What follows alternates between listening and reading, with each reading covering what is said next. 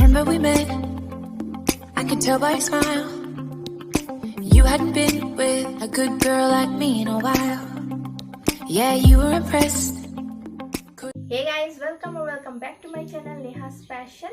আপোনালোক সকলোকে মোৰ চেনেললৈ স্বাগতম জনাইছো। আজি মই লৈ আহিছো এটা টেস্টি ৰেচিপি। হেতু হৈছে পাতত দিয়া মাছ। পাতত দিয়া মাছ সবৰে ডিফাৰেন্ট ভাৰ্জন থাকে। আপোনালোকৰ কি ভাৰ্জন আছে, কি ফেভাৰিট হয় মোক কমেন্ট বক্সত জনাব। আৰু মোৰ ভাৰ্জনৰ পাতত দিয়া মাছ আপোনালোকে ট্ৰাই কৰি চাব। বহুতে সিম্পল হয়, একদম 10 মিনিটতে ৰেডি হৈ যায়, সুপাৰ ডিলিশিয়াস। তেন্তে বলো পাতত দিয়া মাছ ট্ৰাই কৰোগৈ। লৈছো এটা গ্ৰাইণ্ডিং জাৰ। ইয়াত মই এতিয়া এড কৰিছো পিয়াজ আৰু লৈছো সৰিয়হ আৰু ইয়াতে দিছো মই নেমু আৰু এড কৰিম কেঁচা জলকীয়া দুটা আৰু এয়া মই পেষ্ট কৰি লম।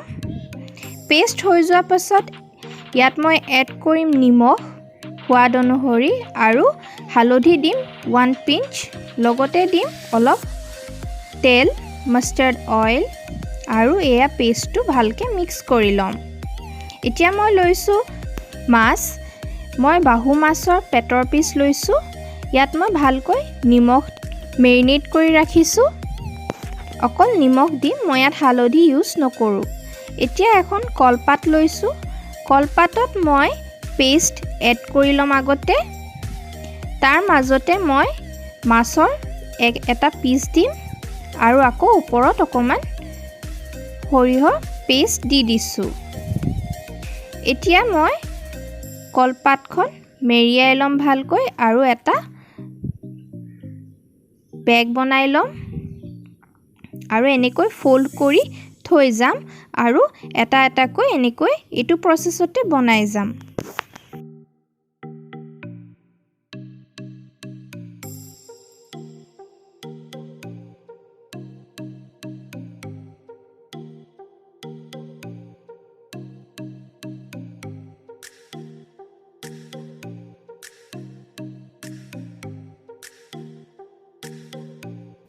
গোটে টুপুলা কেটা বনাই হৈ গল মোৰ। এতিয়া মই নেক্সট প্ৰসেছত যাম। আপোনালোকে ইয়াত ৰছী নহলে কলপাতৰ ঠাৰিয়ে এনেকৈ মেৰিয়াই ল'ব পাৰে, নাইবা আপোনালোকে এনেকৈও সিম্পলকৈ দিব পাৰে। উলাই নাযায়, হেতু আপোনালোকে চিন্তা নকৰিব। মই এটা এনেকৈ দেখাবৰ কাৰণে আপোনালোকক কৰিলো, বাকি কেইটা মই এনেকৈ দিছো। এতিয়া এখন পেন লৈছো, ভালকৈ গৰম হ'বলৈ দিছো আৰু ইয়াত অকমান তেল মই ব্ৰাশ কৰি দিছো আৰু এয়া ফ্লেমটো মই একেবাৰে এতিয়া লো ৰাখিছো আৰু উতে পাৰ্সেল কেটা দি দিছো।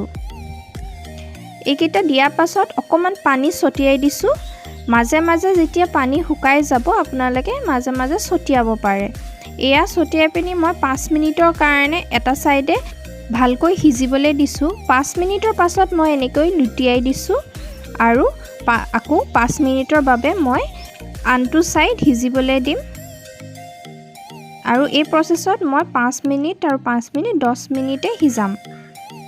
10 মিনিটৰ পাছত এয়া পুৰা হিজি গৈছে।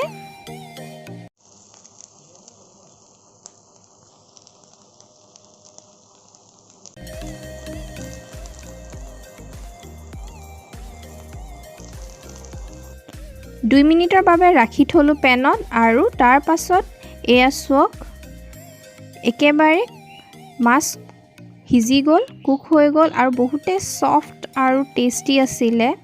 খাবলৈ খুবেই টেস্টি। না একো মা মছলা আছিল বেছিকৈ, না তেল দিছিলো। একেবাৰে সামান্য কেটামান বস্তুৰে ঘৰৰ ইনগ্ৰেডিয়েন্টে আপোনালোকে বহুতে টেস্টি ডিশ বনাব পাৰে, খাব পাৰে আৰু খসাকে খুবেই টেস্টি হৈছিলে। কেতিয়াবা এনেকৈও খাই বহুতে ভাল লাগে। আপোনালোকে যদি মোৰ ৰেচিপিবোৰ ট্ৰাই কৰিছে তেন্তে মোৰ লগত পিকচাৰ শেয়াৰ কৰিবলৈ একেবাৰে নেপাহৰিব। মোৰ ইনষ্টাগ্ৰাম হেণ্ডেল মই সদায় ডেসক্ৰিপচন বক্সত দি থোৱা থাকে। আৰু পাতত দিয়া মাছ কোনে কোনে খাই ভাল পায় মোক শিয়ৰলি কমেন্ট বক্সত জনাব।